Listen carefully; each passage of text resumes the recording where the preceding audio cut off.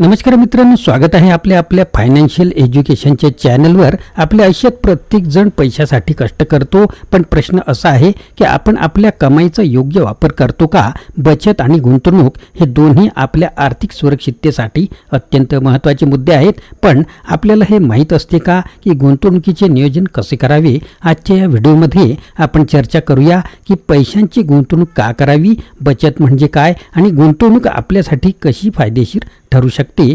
आपण अंकित गाला आणि खुशबू गाला यांच्या इन्व्हेस्टमेंट प्लॅनिंग या पुस्तकाच्या माध्यमातून तुम्हाला संपूर्ण मार्गदर्शन करणार आहोत। या व्हिडिओमध्ये तुम्हाला तुमच्या पैशापासून संपत्ती निर्माण करण्याचे योग्य मार्ग दाखवेल। तर चला सुरुवात करूया आणि जाणून घेऊया गुंतवणुकीचे नियोजन का करणे आवश्यक आहे। पैशांची बचत करणे पुरेसे आहे का की त्याहून महत्त्वाची गुंतवणूक असते? फुगाव्याचा आपल्या बचतीवर काय परिणाम होतो आणि त्यांचा सामना करण्यासाठी काय करता येईल? तुमच्या आर्थिक ध्येयांसाठी योग्य गुंतवणूक योजना कशी निवडाल? गुंतवणूक करताना आपली बचत कशी वाढवता येईल आणि जोखीम कमी कशी करता येईल? तुमच्या कमाईवर आधारित संपत्ती निर्माण करण्यासाठी कोणते टप्पे महत्त्वाचे असतात? मित्रांनो, या सर्व प्रश्नांची उत्तरं मी तुम्हाला या व्हिडिओत देणार आहे। आणि आपण जर चॅनलवर नवीन असाल आणि आपल्याला आर्थिक जागरूकता हवी असेल तर चॅनलला सबस्क्राईब करायला विसरू नका। पहिला मुद्दा, पैशाची गुंतवणूक का करावी? आपण आता गुंतवणुकीविषयी विस्तृतपणे जाणून घेण्याअगोदर व्यक्तिगत जीवनात गुंतवणुकीचे काय महत्त्व आहे हे जाणून घेऊया। जसजसा काळ बदलत गेला तसतसा पैसा हा सर्वांच्या जीवनातील एक महत्त्वपूर्ण गरज बनली आणि त्याचा विचार केल्याविना इतर कोणत्याही गोष्टींचा विचार करणे अशक्य झाले आहे। त्याची तुलना मानवी शरीरात वाहणाऱ्या रक्तासोबत केली जाऊ शकते। आज मानवाची सतत वाढत जाणारी इच्छा, दीर्घ आयुष्य आणि खर्च करण्याची विशाल संधी उपलब्ध आहे। म्हणून फक्त कमाई करणे पुरेसे नाही, त्यासोबतच तुमच्या पैशांची योग्य प्रकारे गुंतवणूक करणे पण तेवढेच महत्त्वाचे आहे, ज्यामुळे तुम्हाला चांगली मिळकत मिळू शकेल आणि त्याद्वारे तुमचे आणि तुमच्या परिवाराचे भविष्य सुरक्षित होऊ शकेल। त्यामुळेच इन्व्हेस्टमेंट आणि इन्व्हेस्टमेंट प्लॅनिंग, गुंतवणूक आणि गुंतवणुकीचे नियोजन हे शब्द आजकाल अधिक प्रचलित झालेले आहेत। पुढे जाण्याअगोदर बचत, फुगावा आणि गुंतवणूक या शब्दांचा अर्थ आणि त्यांचा परस्परातील संबंध जाणून घेणे आवश्यक आहे। बचत म्हणजे सेव्हिंग। कोणतीही व्यक्ती निश्चित कालावधीत जी कमाई करते त्यामधील काही भाग आपल्या जीवन उदरनिर्वाहासाठी खर्च करते आणि त्यानंतर जी काही बाकी उरते तिला बचत असे म्हटले जाते। या बचतीचा उपयोग भविष्यातील खर्च आणि गरजा भागवण्यासाठी केला जातो। बचतविषयी दुसरी महत्त्वाची बाब ही आहे की बचतीची रक्कम खूपच जलद गतीने उपलब्ध होते। साधारणपणे लोक त्यांच्या बचतीला बँकेच्या बचत खात्यात जमा करून ठेवतात, त्यामुळे ते त्यांच्या पैशांना हवे तेव्हा गरज पडल्यास काढून घेऊ शकतात।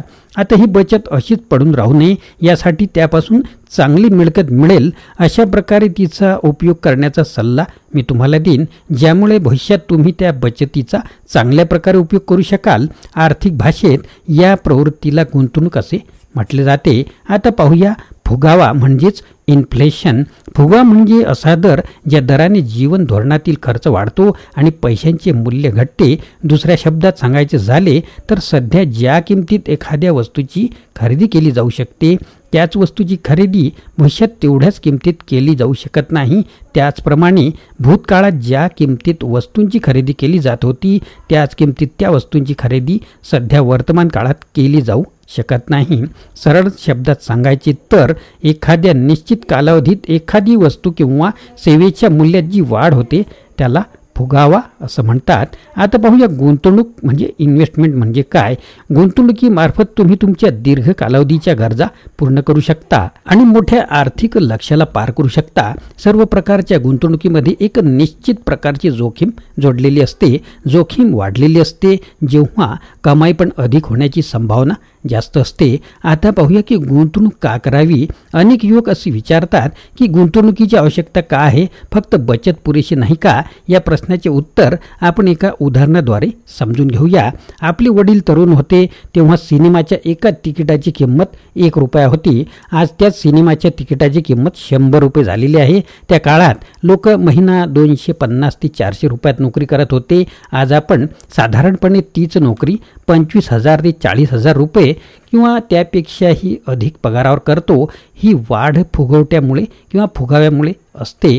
याचा अर्थ असा आहे की प्रत्येक वस्तूचा भाव वाढतो त्याप्रमाणे पगारही वाढतो. आता कल्पना करा की आपल्या वडिलांनी त्यावेळेस असा विचार केला असता की मी 1 रुपयाची बचत करतो, ज्यामुळे मला वृद्धावस्थेत सिनेमा पाहण्यासाठी त्याचा उपयोग होईल किंवा इतर गोष्टीसाठी समजा, तर आज त्या 1 रुपयात कदाचित 1 चॉकलेट मिळू शकेल, त्यापेक्षा अधिक काहीच मिळणार नाही.